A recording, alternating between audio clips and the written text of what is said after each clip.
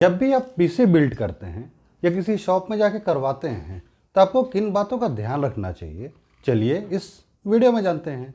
Hello friends, my name is स्वप्न श्रीवास्तव और आप देख रहे हैं मेरा यूट्यूब चैनल नई रफ्तार। फ्रेंड्स, अगर आप मुझसे पूछते हैं कि सर मुझे एक पीसी बिल्ड करना है, i3 प्रोसेसर, 8 GB का DDR3 रैम लेना है, 1 TB का हार्ड डिस्क, ये क्या प्राइस पड़ेगा, तो मैं आपको बोलूँगा 24,000, 26,000, 28,000। देखिए कितना वेरिएशन आ गया।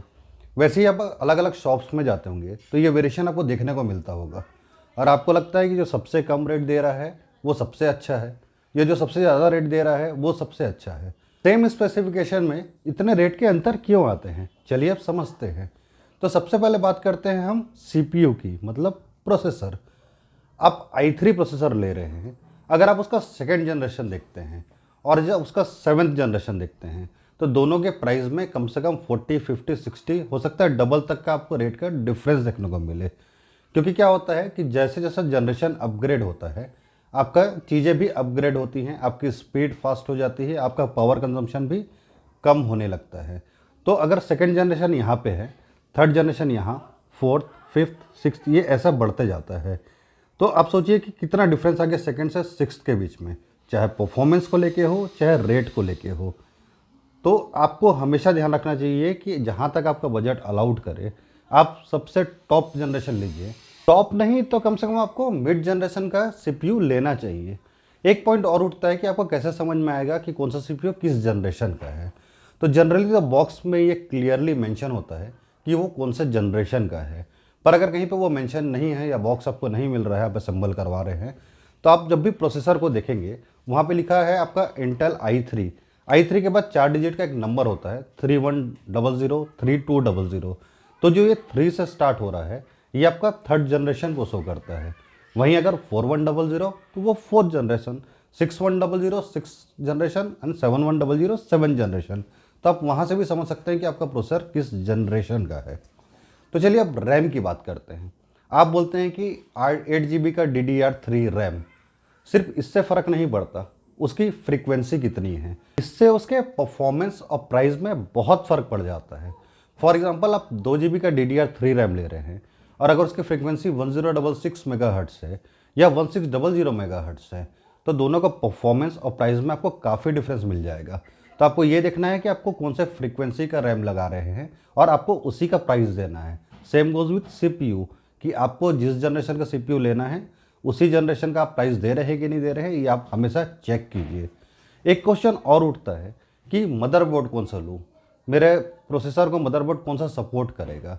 तो सिंपल सा फंडा है, अगर आप थर्ड जनरेशन का CPU ले रहे हैं तो आपको थर्ड जनरेशन का ही मदरबोर्ड लेना चाहिए, और अगर आप फोर्थ जनरेशन का CPU ले रहे हैं तो आपको फोर्थ जनरेशन का मदरबोर्ड लेना चाहिए। अब एक पावर सप्लाई की बात कर लेते हैं। तो जनरली जो पावर सप्लाई होता है वो 400 वॉट से लेकर 800 वॉट के बीच में वेरी करता है। कई बार कॉस्ट कटिंग के लिए कोई आपको 450 वॉट या 500 वॉट का भी यूनिट दे देता है, लेकिन रिकमेंडेड है कि आप एटलीस्ट 600 वॉट का पावर सप्लाई लीजिए, क्योंकि कभी थोड़ा बहुत फ्लक्चुएशन होगा तो 600 वॉट वाला पावर सप्लाई आपका चीज़ों को झेल लेगा और आपके सिस्टम को ख़राब होने से बचा लेगा। तो हमेशा 600 वॉट का एटलीस्ट आपको पावर सप्लाई का यूनिट लेना ही चाहिए। एक चीज़ और कि कई लोग पूछते हैं सर GPU ग्राफिक कार्ड लेना है कि नहीं लेना है। तो देखिए आपका काम क्या है। अगर आपका कोई हाई ग्राफिक्स का काम है, इन द सेंस कि आप कोई हाई ग्राफिक्स वाले गेम्स खेलते हैं, कोई हाई लेवल का एडिटिंग, वीडियो एडिटिंग या फोटो एडिटिंग करते हैं, तो आपको ग्राफिक कार्ड चाहिए ही चाहिए। अदरवाइज़ आपको किसी भी प्रकार का ग्राफिक कार्ड की ज़रूरत ही नहीं है, क्योंकि जो आपका प्रोसेसर है वही आपका उतना ग्राफिक्स ईजिली आपको सपोर्ट कर देगा। आपको किसी भी प्रकार के ग्राफिक्स कार्ड की ज़रूरत नहीं, अनलेस कि आप हाई लेवल ग्राफिक्स का काम करते हैं। चलिए अब हार्ड डिस्क की बात करते हैं कि 1 TB का जो हार्ड डिस्क होता है उसके प्राइस में आपको इतना वेरिएशन क्यों देखने को मिलते हैं। तो थोड़ा बहुत वेरिएशन तो आपको कंपनी टू कंपनी देखने को मिलेगा ही, पर मेन जो फैक्टर होता है वो RPM का होता है, मतलब रीड एंड राइट स्पीड। आपने देखा होगा कि 5400 RPM का हार्ड डिस्क है या 7200 RPM का हार्ड डिस्क है। अगर 7200 का हार्ड डिस्क है वो आपको ज़्यादा एक्सपेंसिव मिलेगा और उसका स्पीड आपको थोड़ा ज़्यादा फास्ट मिलेगा। हालांकि हार्ड डिस्क के इसमें बहुत फ़र्क आपको नहीं पड़ता, फिर भी माइन्यूटली तो आपको फ़र्क इससे पड़ेगा ही और प्राइस में भी उतना फ़र्क पड़ेगा। और अगर आपको बहुत ज़्यादा स्पीड का ही काम है तो आपको हार्ड डिस्क को छोड़ के SSD ही लेना चाहिए, क्योंकि वो आपका परफॉर्मेंस को बहुत अच्छा कर देगा। तो ये कुछ बेसिक पॉइंट्स थे जो आप पीसी बिल्ड करने टाइम आपको ध्यान रखना चाहिए कि आप जिस जनरेशन की चीज़ें ले रहे हैं आपको उसी जनरेशन का पैसा देना है।